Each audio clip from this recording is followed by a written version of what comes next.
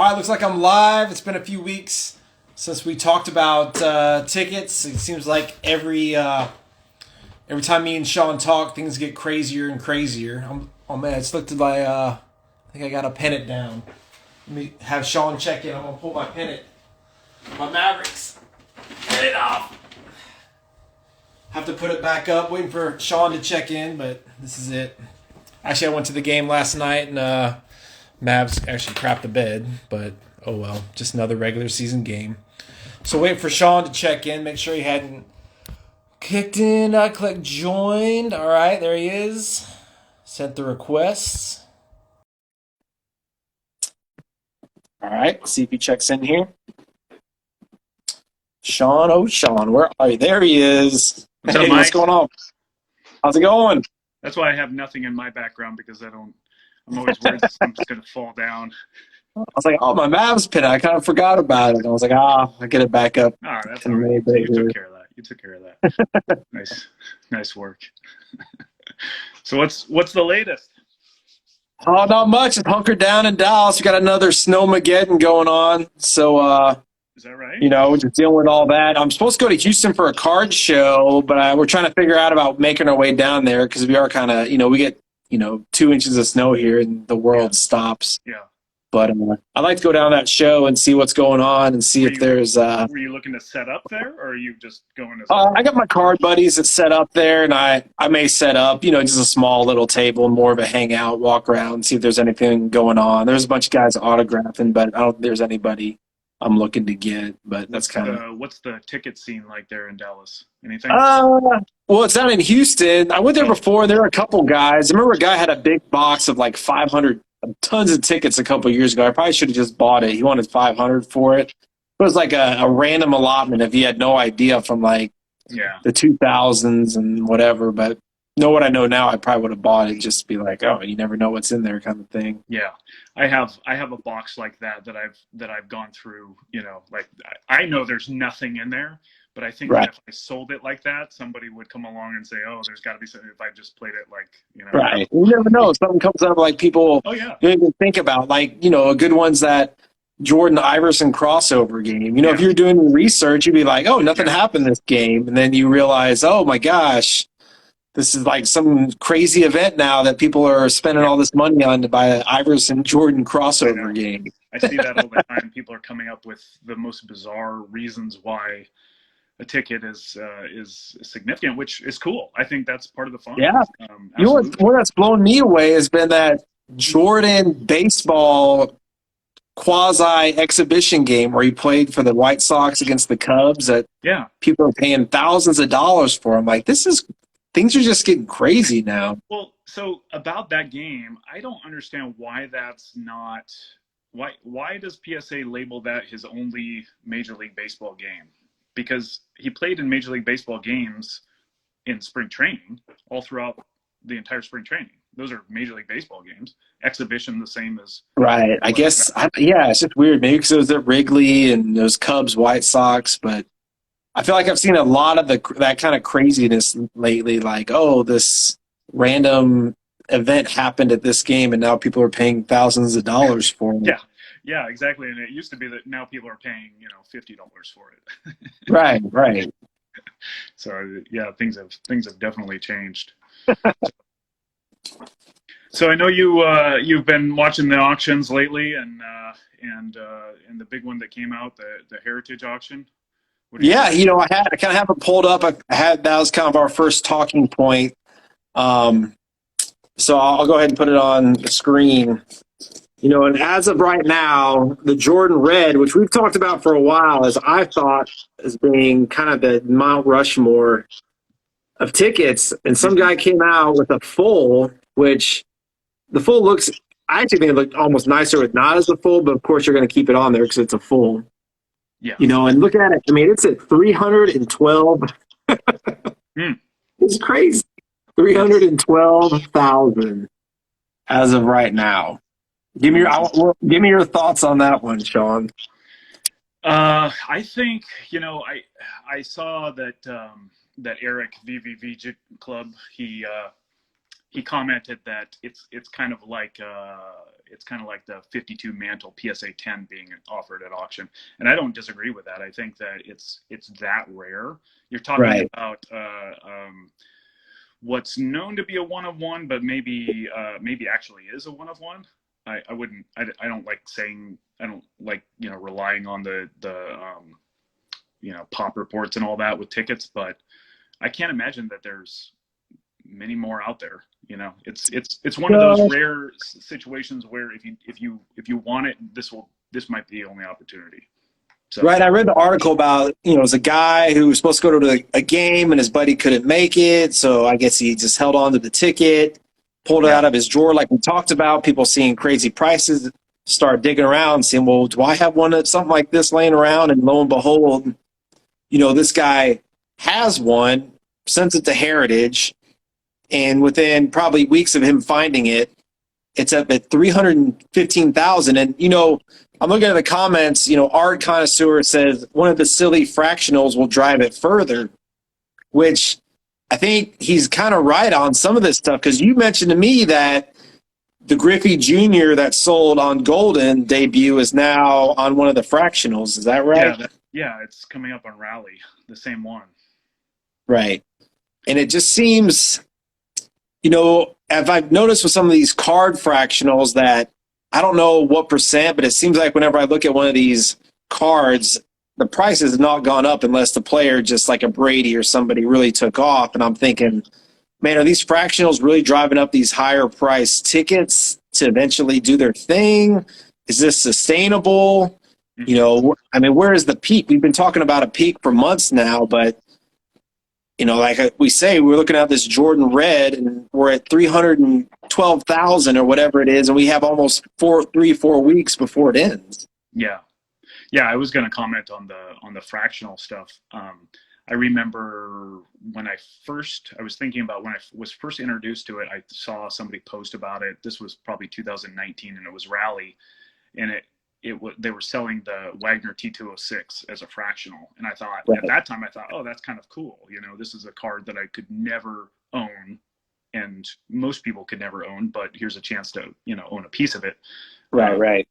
And so that was kind of cool, and that's what prompted me to download Rally and get started with the whole thing. And but to go from there to Ken Griffey Jr. debut, and I'm the biggest Ken Griffey Jr. fan there is, but I can't wrap my head around the fact that a couple of years ago you could have bought that same ticket for $500, and that being fractionalized,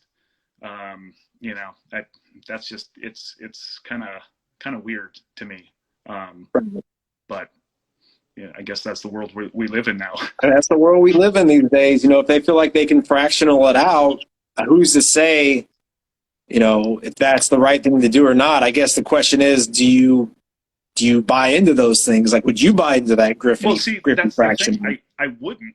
I mean, I own one, so that's kind of, that's my position. But if they did, let's say they bid up this Jordan, debut up to $1 million, and it sold for $1 million, right? And it turns out it was a fractional company, and then they fractionalized. I would get part of that. I would definitely buy into that, just because it's that rare, Right. So the way I think I kind of agree with you on these fractionals. It better be either super, super rare or the absolute best of the best. Like we both like the Wilt 100 because there's only 13. It'll probably never be beaten. It's immortalized. They'll be talking about it 100 years from now. But I don't think we like the Brady debut because it wasn't the season ticket holder version. There's a lot more of those out there than what you're seeing on the pop reports. It's just, I think these fractionals are really just diving deep, head into these ticket markets. I guess the business model is such that they have to continue to introduce IPOs, and they have to compete with the other ones out there. So I think it seems like to me the offerings are a little diluted Whereas if it's a Jackie Robinson debut or a Jordan, full red, that's cool. That's Right, something right. most people couldn't own on their own, and so it's a rare opportunity to be a part of, and that's appealing to me. But when it's a ticket that you see all the time, and it's another one that Rally is doing is the Tiger Woods, this one.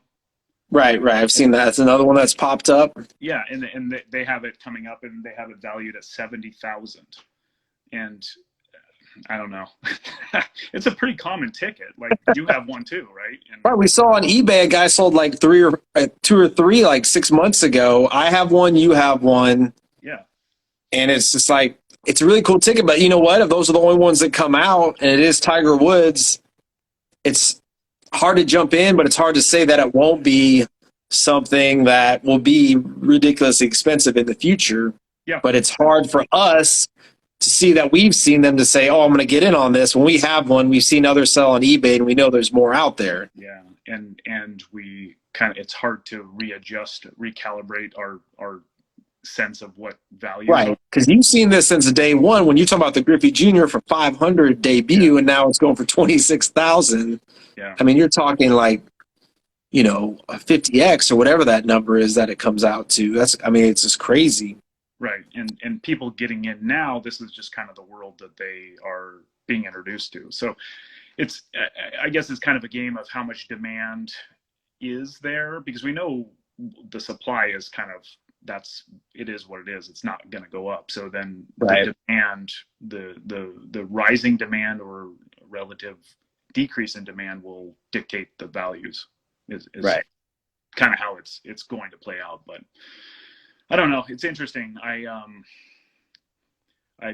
was really surprised. Rarely do I see a ticket up for auction where I'm just like, wow, that's Right. I saw that too, and I was like, wow, we've been talking about a red for a while, and it hadn't been sold in at least 2 or 3 years, and it's a full. Yeah. And it just kind of shows you the number. And then, I'm going to go back to the Heritage auction. It's not only that. I mean, there's some monsters in this, and they keep popping up too. There's the Jackie, right? And we kind of had that debate. That's at 185, and we said, well, which one do you think would go for more, a Jackie debut or a red? And I know that Jordan is a little different because it's a full. I mean, if you had to guesstimate, what do you think these will top out at? It's a good question, because it's only going to be, so the way that these auctions work is basically everybody kind of jumps in at the beginning because they want to get an opportunity to be in the extended bidding. Right. So if there's any possibility that you're going to want to make a play for it, you want to bid early to get your spot in the extended bidding. So then when the extended bidding starts, that's when it really goes off, if it's going to. And there'll be a few bids here and there, like the Jordan looks like had a bid today, maybe, but it'll pretty much stay where it's at, or right around where it's at until the end. 23 days left. So at that point, it's anybody's guess, because it only takes 2 entities, whether it's somebody with deep pockets or a fractional company, some kind of organizational, pooled money or whatever, that says that they're determined to win it under any circumstances, because both of those are tickets. The Jackie on average comes up once a year, and what sports card has that equivalent that's highly desired and right that type of, even the Wagner T206 comes up a few times a year, 3 or 4 at least. Yeah, I think that's what kind of has been sustaining, these high-priced tickets, is just the pop reports are just insanely low, especially compared to cards. Yeah. And when you see things in the single digits, like the Jordan's, 24, who knows how many reds there are, probably less than 8. There's 10 or 11 Jackies. The next one is the Gehrig. I think there's 4 graded, maybe 5. That one's at 33,000, and it doesn't. I don't think it has the hype of a Jackie debut or a Jordan Red, but still, an iconic event. Yeah. And then there's mine. I put mine. And I don't know if this red one helps or hurts, because a rising tide lifts all boats. But it also now, it's not the only one up there. So I'm kind of torn between what I feel about the red being up there. But in all disclosure, I have another one. It's the nicer blue white one. That's kind of why I put this one up to kind of recruit, get some of my money back for all the tickets I've sent. So this heritage auction is very interesting. So when I saw the red, I thought of you because I knew you were auctioning one of yours, and I wonder if Mike thinks this is good or bad for his. I really don't know. It could go either way. Because if you see a red go for $1 million, then you're like, oh, the other one at 100,000, that's a good, But I don't know. Yeah, just like the comments are kind of agreeing that it's going to help. I tend to think it's going to help too because it's hard to say it's more affordable, but but it's the more affordable option if you get outbid on the other one. So right.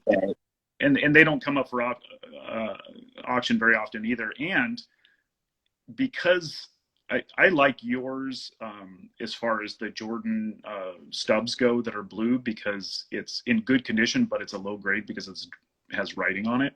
Mm-hmm. And writing for a ticket doesn't bother me as much as just the eye appeal. Yeah, on the back, it's not the end of the world. Yeah, sure. It's on the back too. So it's a good looking ticket for the grade for sure. And then the other monsters on the auction, the highest Woods professional debut, which is a full 100,000 estimate. I don't know what it'll go to, 33K. That'll be an interesting one to see where that ends. Yeah, that's another one of those that's really escalated a lot lately. And then other ones, George, Brady Stein, anything. I saw this one pop up, and this is, man, to this day, I will argue with anybody. I would rather have a lower graded Brady debut of that ticket than a Ticketmaster version of a higher grade. I feel like card guys are just all about the grade, but man, I'm like, give me this ticket. Yeah. Any day over a Ticketmaster version.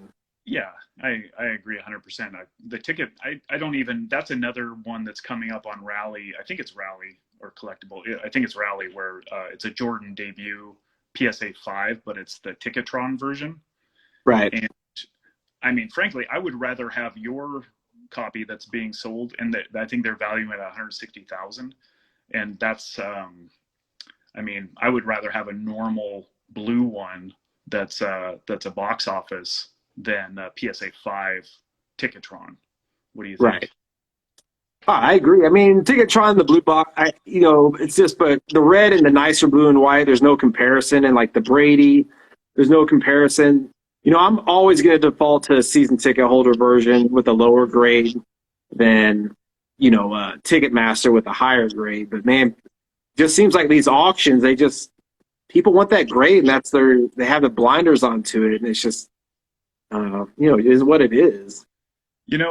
Another comment on this heritage auction that you didn't even mention it, and maybe it's not your thing, but the 1919 World Series Game 8 is on here too. Right. And in any other auction, that would be the premier ticket.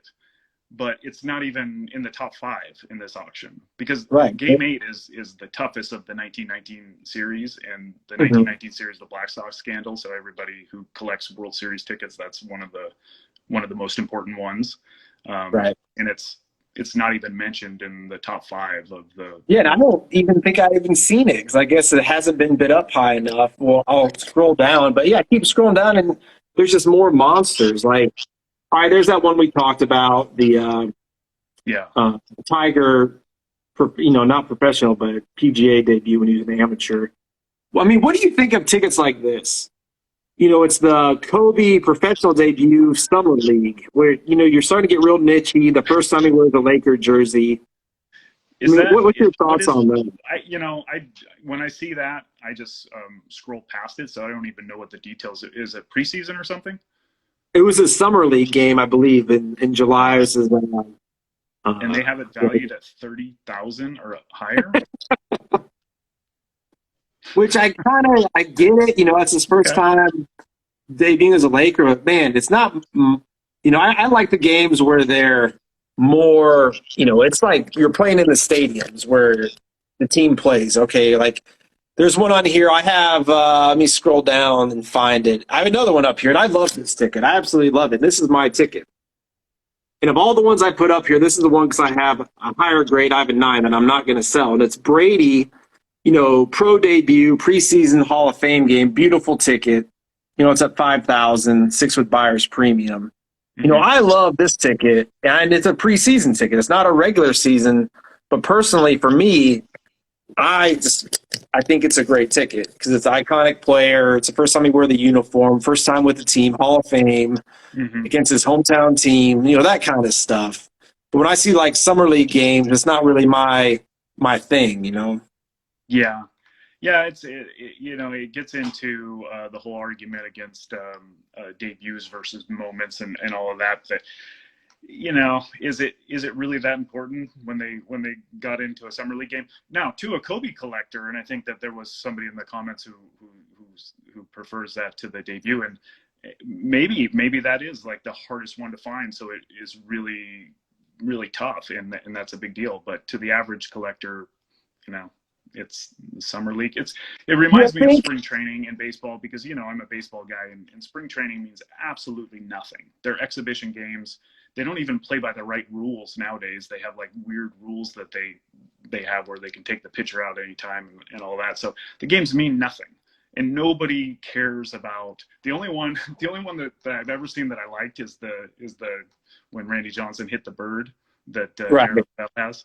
That one's cool. That's the only preseason game or exhibition game I've ever seen that I liked. But otherwise, it means nothing. So I think the summer league is similar to that in basketball, in my opinion. Yeah, but I guess it just comes down to there's Kobe guys or certain players where they want everything. They want the first. Like the draft tickets. I'm not a draft ticket guy at all. I kind of gloss over those, but people love those because that's when, like, that was his first true NBA anything. People want the draft tickets. Draft is a big deal. Yeah. Right. And I'm just like, not my thing, but maybe somebody else's thing. Yeah. Yeah, for sure. Other monsters, of course, the Babe Ruth. I love the Babe Ruth ticket, iconic. This is cool. They have a program. I get into concert tickets more. I'm curious to see where this goes. This Elvis Presley last concert. I feel like those are on the uptick. Concerts in the future. There's a Wilton here that's Beat to Hell. Curious to see where that goes. Yeah, that's the one that has the that's laminated, right? Oh, is that one? Doesn't it say it's laminated? Yeah, laminated and Beat to Hell. Yeah. So kind of a lower grade. It might be a good opportunity to get one if you're just looking for a copy. Right. Here's an awesome moment ticket. Like you talk about moments versus debuts. Like there's not many bigger moments than the Jordan shot in 1998, the Game 6. You can get this for a fraction. I know there's about 60 of these graded, I think. Compared to a debut, there's like 24 that debuts. I mean, what do you think about people just going off back and forth about, debuts are ridiculous or overpriced? Who cares when Brady came in the fourth quarter of a meaningless game? I think that my take on that is that it's a really silly argument. One, because debuts are moments. And if you ask any player, most players would probably agree that their debut is, if not the most important, one of their most important moments of their career. So right. The debut is the moment. And so, they're all the same. We like them all. There's no ticket collector that doesn't like both, right? Right. Like there's no ticket collector that only collects debuts. There's ticket collectors that prefer low population tickets that are high demand, and those happen to usually be debuts. But I feel like the non-old school ticket guy is not as into debuts as the new school card guy speculator. I feel like I first started collecting 2 or 3 years ago, it was 80-90% collectors, 10-20% speculators. And I feel like now we're at least at the 50-50 point where people are just buying to sell to somebody else. I mean, do you get that kind of vibe that now it's a new? Yeah, it's hard to say. I don't know if it's 50-50, but there's definitely a lot of that going on. I'm a collector, so I'm seeing a lot of more of that. Just people, messaging me and asking questions, and you can tell that it's for the purpose of buying and reselling. And there's nothing wrong with that if that's their thing. I'd be careful with it, but I think that ultimately we're all doing that on some level, right? For me, Right. it's sometime distant in the future, but I wouldn't be able to justify paying what I do for a ticket if I didn't know in the back of my mind that I could sell it at some point. You know what I mean? Right. So it's kind of on that level, but yeah, it's hard to say. Is it 50-50? Who knows? But it's happening a lot more. And as that happens a lot more, then, you get these escalating prices because people are trying to get in it because prices are going up. And who knows when that's going to level off. But it's no time soon. We know that, right? Here's another one that we texted about a little bit. Now, this is mine also that I put in the auction. And this is that Giannis debut where a few people and you and me saw where somebody got 25 of those signed, right? Is that what it was? Yeah. 20 to 25 debuts signed. And it's like, well, how is this going to affect the market? Yeah. And see, when I see something like that as a collector, I think, okay, there's a lot of those out there, right? And it's not just that one individual who has that many. You have to imagine that there's probably other people who have the same sort of stash. So right, that's what we've kind of talked about. I know Patrick Ryan and Ravel, it's like, you got to be really leery about, anything from about 2020 or 2019 to 2006, because we don't know what brokers are holding. Like, the Curry debut, I've heard before that, yeah, that was brokers had those tickets and somebody might have tons of those. But then other people say, oh, if more Giannis debuts are out there, it'll get more people interested in the hobby and they have the opportunity to buy them at a decent price. I don't know. It's all supply and demand. If there's a ton of supply, the demand's got to keep up or the prices are going to fall. Yeah. Yeah. No question about it. But I'm not sure why that was posted. Like if he's trying to sell them or if he's just flexing or what, but if I had that and I was trying to sell any of it, I would not post all of them, because no, not at all. 100% no. It's different than with cards. With cards, it's no big deal to show how much you have. But with tickets, you kind of because that one stash could influence the market. Right. And yeah, for sure. People see those and they're like, oh, it's not. People love it, something that's super rare. If they realize it's not super rare, then they're like, maybe I'll just wait or just buy some at another time. Heritage isn't the only one with monster stuff coming up. I was looking at let me click on the golden here.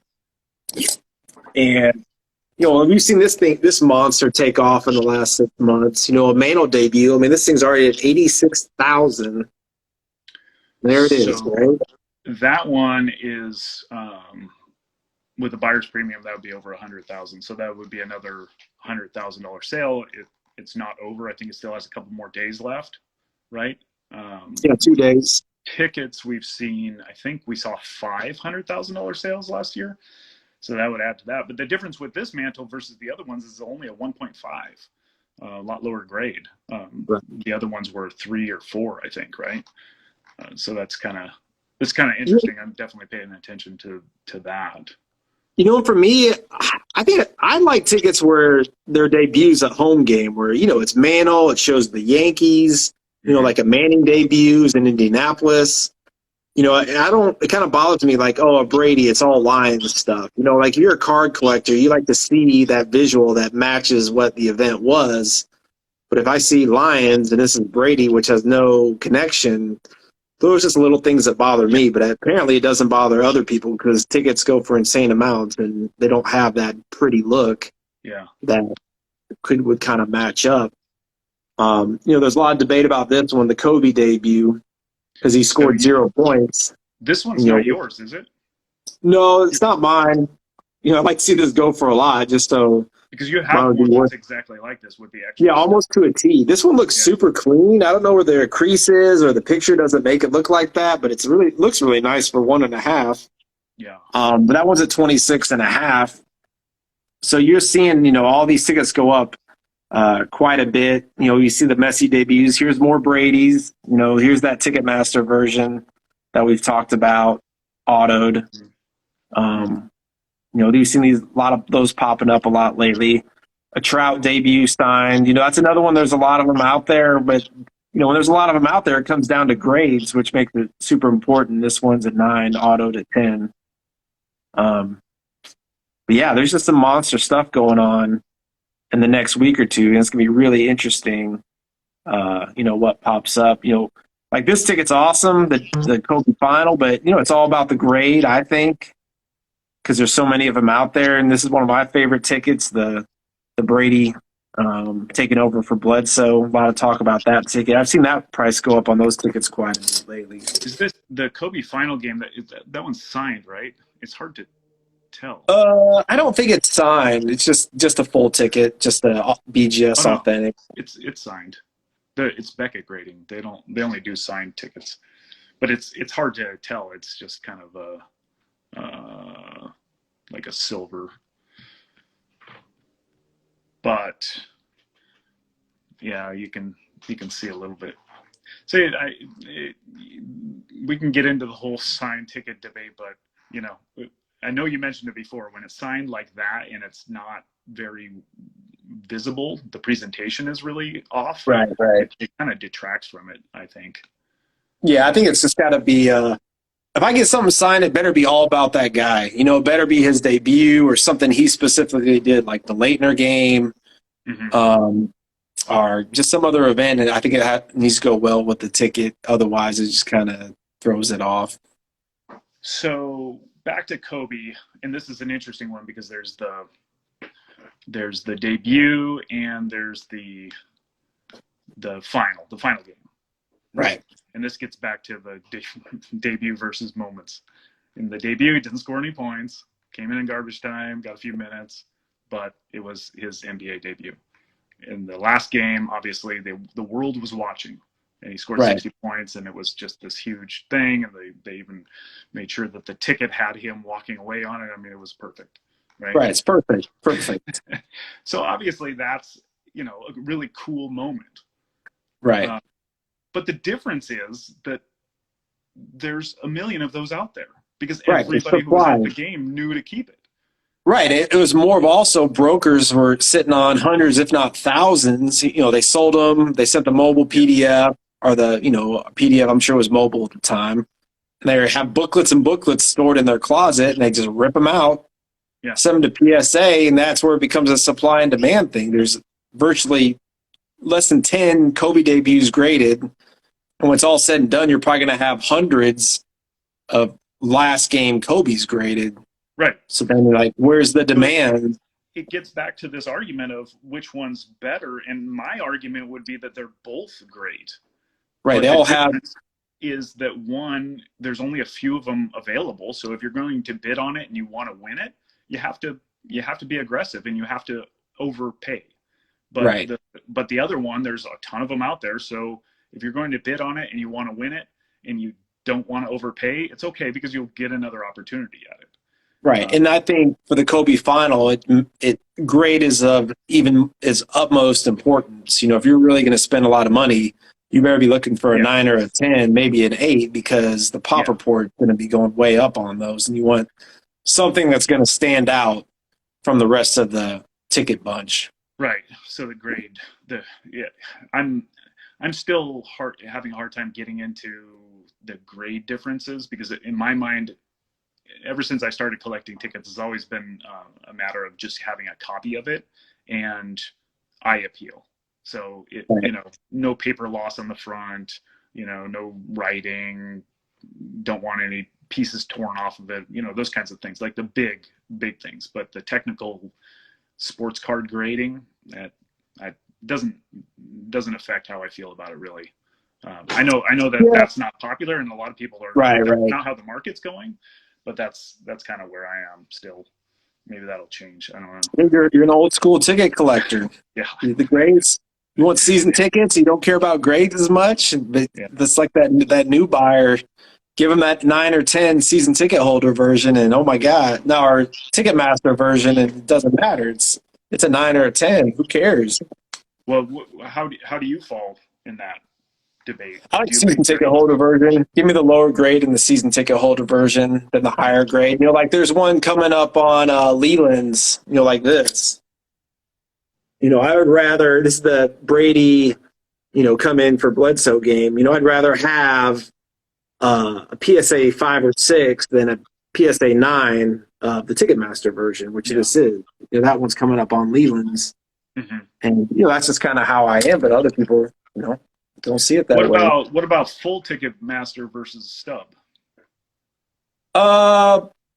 Give me. I mean, it kind of equals out. If it's all equal, I'd still probably take the season ticket holder version. But like a full Ticketmaster, it's still just a Ticketmaster to me. You know, if it's a nice season ticket holder version, give me that one. That's the thing about the season Ticketmaster versions. When I first started collecting, PSA didn't grade them, and the reason why, my understanding as to the reason why was because with Ticketmaster, if you remember when we were kids or younger, you go to like music shop or something, or a drugstore or something, and they would sell the tickets there through Ticketmaster, and any random employee was there. They could print off whatever tickets they wanted after the event, and so there was no way of telling what tickets were legitimately used for the event or what tickets were printed after, because there was no regulation of it.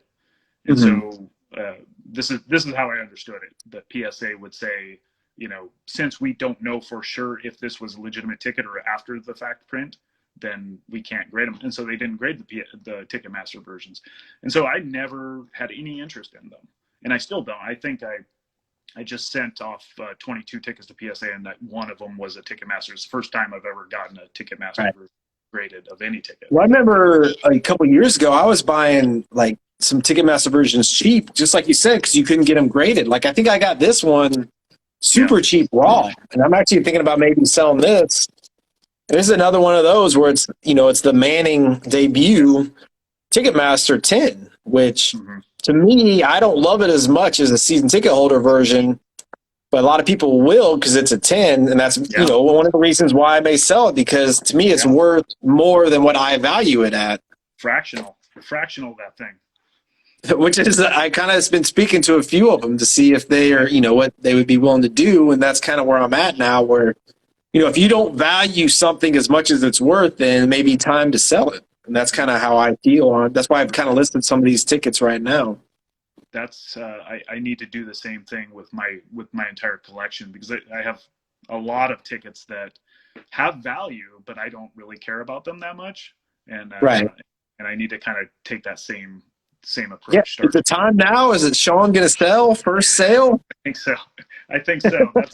That's we'll save that for a future episode. So if you did sell, where would you sell some of your stuff? That's a good question, because I've never done it before. I've sold cards, and I've sold cards a lot through PWCC, but I definitely wouldn't sell any tickets through them. I don't really like what kind of response they get. It's not really a ticket scene. So, you know, I wouldn't sell anything big, so it wouldn't be worth going through, you know, Golden or Heritage. So I don't know where would you sell something that's kind of in the $500 to $1,000 range? You know, probably eBay, unless it's something that hasn't been seen in a while, which you can get a lot of eyeballs on it on the Golden and Heritage, because you have the longer time period and people can bid up against each other instead of the last second. But if it's something that's somewhat people have seen and it's not too expensive, I think eBay is not a bad way to go. Yeah, and just post it yourself. Yeah, or, you know, Probe Steam, somebody like that's really good. They get a little more eyeballs. It seems like those prices always go for a little higher than if you did it on your own. And, you know, I watched a little IG Live with Patrick Ryan and Jeff Probstein, and he talked up tickets, saying about that's one of the bigger ones, and he thinks it'll have stamina. Is the ticket industry, and his big reasons, pop report's so low, and it's something that was actually used tangible to get into the game, and I thought that was pretty interesting. Yeah, see, I really don't like selling things on eBay because I just hate going through the hassle of it. So I will only consign. So I would consign through, a different company like that. I think consigning is way better because Right. the fees are sometimes better, and it's so much easier, and you don't have to deal with the customer service end of it. So that's, I don't Yeah. know. Do you ever have issues with that selling on eBay? No, but I don't think I get as many eyeballs if I went through a consigner or an auction house. I think that's just kind of the way to go. Like design, I have some questions on here. Is like $25,000 and up. You got to go auction house, especially since eBay limits buyers. Like if you can't bid over a certain amount, unless you're basically approved. So if you're bidding, selling something big and you're doing an auction, if I go to bid on it, or if I'm not certified by eBay, they may say, nope, you can't bid, which is going to definitely keep the prices low. Is that right? I didn't know that eBay did that. Is it? Yeah, I've heard that from other people. There, if it's like it's in the high 10, 20, 30, 40,000, they just won't let any Joe Schmo come in and bid on it, especially if they have no history or anything. Yeah. Yeah. Okay. Well, I need to put together my what I need to sell, and then I'll get with you and figure out the best Yeah, place. I have to figure that one out. Maybe we can talk about it on one of the chats. Yeah, because I know I have some that I don't really, or duplicates. I have some that are just duplicates that are worth quite a bit now, that I just need to sell. I Yeah. usually save my duplicates for potential trades, but I don't. It's just too hard to work out trades with people now because everybody overvalues everything they have. So it's Yeah, trades are definitely tough. yeah. I was going to go through some of these questions on here. It says, what about PSA economy submissions is still $50. I don't see that changing anytime soon. And then, I've heard rumors about fractional bankruptcies. Nobody knows about that. Who knows what would happen with those guys? Okay, so a comment on that. Even if that did happen, it would not. The company wouldn't go away. It would either reimagine itself or it would merge with one of the other ones. So it's not like that would affect the end user. Just a comment. That's just how business works. So you wouldn't just lose whatever you had invested. Here's a good question. Do you think getting a PSA 1 is better than an authentic? I personally do. And I know that a lot of people don't, but I have never not asked for a grade. I would rather a PR1 than an authentic. What do you think? The only thing I could think of is if you get an authentic, it may put in the people's mind that, hey, this could be higher if I crack it and regrade it. If it's not obviously a PSA 1 or less. Yeah. Other than that, I don't know. I could see some people being like, oh, authentic, okay, that's cool. PSA 1, oh my gosh, it's a 1. That's the worst you can get. But authentic is kind of like, well, if I get it and maybe I crack it and resend it, maybe it would get higher. That's maybe my only thought process. Sometimes I'll look, if I see a ticket for sale that's authentic and it's like an early number, like in the twos, starts in the 2s or 3s, I'm like, maybe that was somebody who just got it authenticated. I could crack it and get it higher graded. Just like this one, it's a 1. It's authentic, and it's right. Starts with a 1. And I was looking at it today because the one at Rally is a 6, and I know that mine is definitely a 6, probably maybe a 7, 6 to 7, probably a 6. Based on eyeball, the corners and stuff. But you're right, and you see that a lot where the just the eye test is way better than authentic. So there's definitely a lot of opportunity there, and I think people are trying to take advantage of that. So that is a good one. My other one would be if there's writing on it, so you don't want the qualifier. Right, that's a good one. The qualifier looks kind of bad sometimes, so then you could go authentic. Right. I might choose authentic for that, but otherwise. Yeah, I think I agree. And that, that's like my Jordan ticket. I'm like, but I probably should have left it as authentic. Because I did crack it and had him upgrade it, thinking it might become a 2 or a 3. And then it was just a 1 with an MK now. And it's just like, probably should have just left it as authentic. Yeah. Yeah. What else? Any other questions? Let me see if there's any other questions. You don't see those, do you? Let's see. No. Yeah, I think some of the older ones. I know somebody's like, "Hey, answer some questions," but there's a lot of a chatter going on. Yeah. We can't really see all of You them. can't scroll down. I can't on Yeah, I'm mine. scrolling back. Talking about some Kobe stuff and the 81-point game. Oh, here's a good one. How you think the current stock and crypto markets are going to affect the upcoming GOAT auctions? That's I honestly don't think that there's any connection. Do you? I don't know. I mean, I think when people have stupid money, you can drop $250,000 on a ticket. You have stupid money no matter what, unless crypto and stocks drop 50, 60%. Yeah. I know crypto's gone quite down a good 20, 30% in the last few months.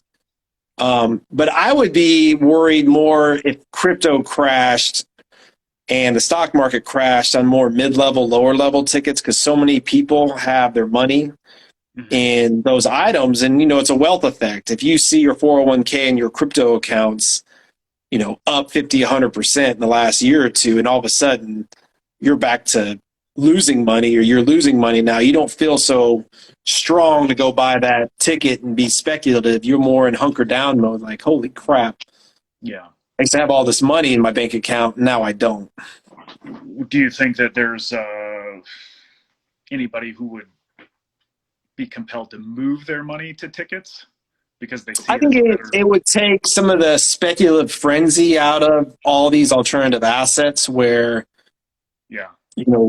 before you were in this mentality now where they compare it to like the late 20s where it's like, oh my gosh, everybody's speculating, buying, selling, and talking about what I can put my money into and just trying to do a quick flip. And then people love to buy things when they're going up in price. When they start going down in price, people run for the hills. And then, like I say, prices go up like an escalator. When they go down, it's like an elevator. And that's the only thing, that's what I would worry about. Yeah. Yeah.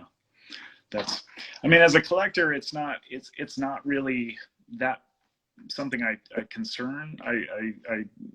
am too concerned about, just because if prices dropped a lot, that I wouldn't be upset about that. Then I would be able to get the things that I want. You buy the dip. Yeah. So I don't know. It's not something I really think too much about. Well, somebody asked, would you unload your Brady stuff now? It's absolutely. That's my opinion. Brady stuff is never, possibly when he gets inducted to the Hall of Fame. I don't know if that's the same in football as it is baseball, that there's a bump in baseball when they get inducted, but there's never going to be a time where Brady is more popular than he is right now. Don't you think? Like, unless he reinvents himself as a movie star or something.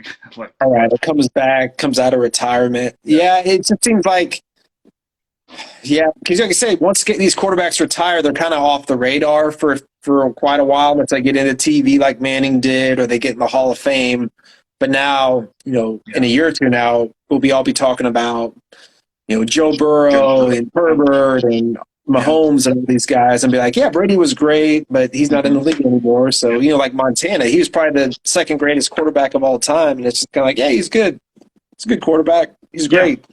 Oh, yeah. Montana, I remember when he retired, it was just, he was the greatest ever. Same with Manning, same with Favre. And we forget about these guys now. Marino. Right. But, yeah. Yeah, but then on the flip side, Brady is probably the greatest of all time. So, I think a lot of it would depend on how the market does, because if the market stays strong, I'm sure his stuff will stay strong. But, if it goes down, then it also depends on how he markets himself after his career's over, if he just kind of goes off and does his own thing and is never heard from again, or if he stays relevant, like with Jordan and the shoes, you know, Right. kids who never even saw Jordan play wear his shoes and love him, you know, and so he's always relevant as a cultural icon. Can Brady figure out how to do that? Does he even want to do that? Or I think so. You know, with his TB12, and he just seems like he's very strategic, analytic about, you know, his future, even like retiring. I feel like he's just kind of on a different wavelength on what I feel like he always has a plan. No matter what he's doing, he has a plan. Yeah. I feel like he has a plan for what he's going to do after retirement. It'll be interesting. It'll be a first. I mean, if he does, because most NFL players, they just kind of fade away after they retire. So I don't know. But if I had Brady stuff, I don't have Brady stuff because I'm not a Brady fan. But if I had it, I would be looking to move it now. That's just for me. Right. There's who knows. So you got anything else? Anything else on the docket? I think that pretty much covers it. There was that Wilt 100 that sold at Leland's that I for 137,000, and I thought that was interesting because it included that autographed the autographed program. And yeah, so I thought it was really cool. is how much of that value is in the program? What do you think? Yeah, that's an interesting one. You know, I always thought about programs. You know, it went from cards to tickets and all these other alternative assets that have gone through the roof. But, you know, programs really haven't done much. I'm like, man, are programs really, are they going to be kind of a thing where they're going to start taking off? Yeah. And something like that, I think is so cool. Freaking Wilt's on the cover and he's autographed it and it's a 100-point game. Like, I mean, seriously, do you get anything much better? I know there's some other autos out there. So I don't know. I thought that the final sale price of that one was lower than I thought it would end up, but it's probably right about where the market should be based on previous sales. Right. You know, and I think you're going to have a hard time seeing it go through the roof if it's not a debut, because it seems like debuts are just right now in the moment where they're going crazy. Yeah, but it is a pretty low population ticket, and it's definitely high demand. So I don't know. It was definitely last year before all of the $100,000 sales. That one was the one that kind of really bumped things up when it sold for 84,000 or something earlier. Yeah, I think something like that. Yeah. So here's a sale that, man, this was really got me going because I'm kind of an old school wrestling guy.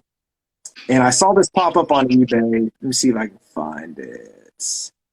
Here it is. I want to get your thoughts on this ticket. So it was a Rock Survivor Series debut ticket that went for $14,000. It was a full. And I really, really thought about buying this. But it was the part of me that said, you know what? I feel like I could buy this and put it on Golden or a Fractional and make a quick buck. But part of me also really wanted it, but the part of me that wanted it didn't want to spend $14,000. But the speculator in me thought about buying it, but of course I'm too much of a weenie and didn't pull the trigger. But I was like, I wonder what Sean thinks about that. See, I'm not a wrestling guy, so that's not. I mean, obviously I know who The Rock is and all of that, but is it something that when it happened, it had any kind of hype around it, or is that just? Well, it's just somebody posted it on eBay, and it's the only full ticket I've seen of the Rock debut. But it's another one where he came in and nobody really gave a crap about him, and he had his match and won and went home. Right. So the event itself was an anonymous, it was like, oh, it's Rocky Maivia, son of his dad wrestled. Here's his debut, and everybody's like, oh, who's this guy? He ain't that great. He's not The Rock at the time, but it's his first match on TV. Yeah, but it's like that whole investor speculator part of it. Like as a collector, I'm like, I don't want to pay that much. But as a speculator, I'm like, I think I could maybe buy that and flip it on Golden. Right. If you can figure out how to get him to sign it, then you're talking 100,000 probably.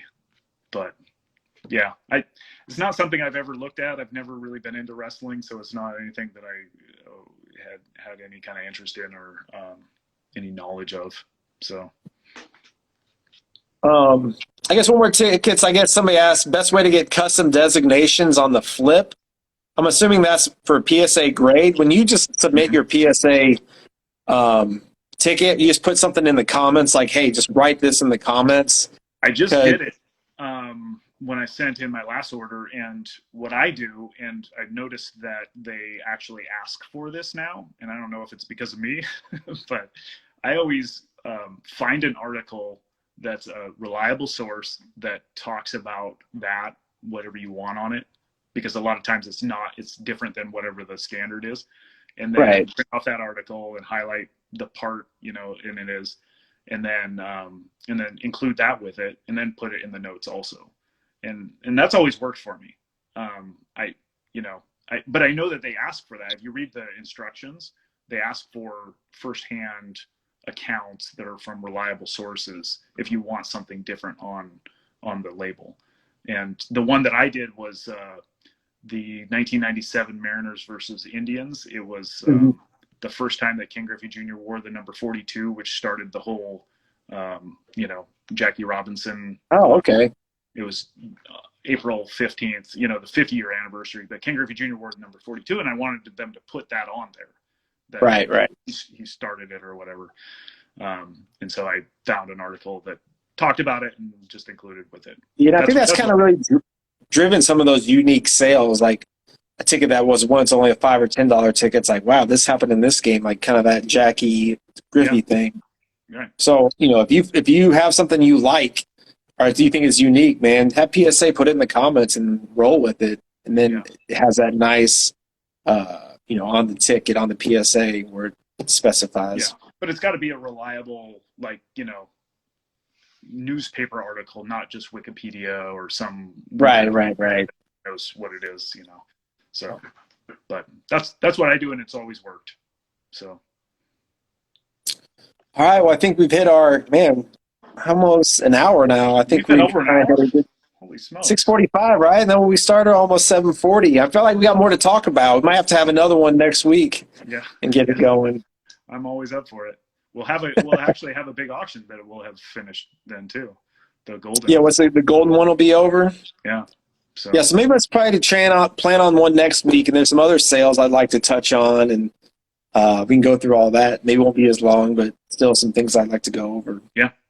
Cool. Sounds good. All right. Then I will see you next week. All right, let's plan on next week. All right. Take it easy. All right, take it easy.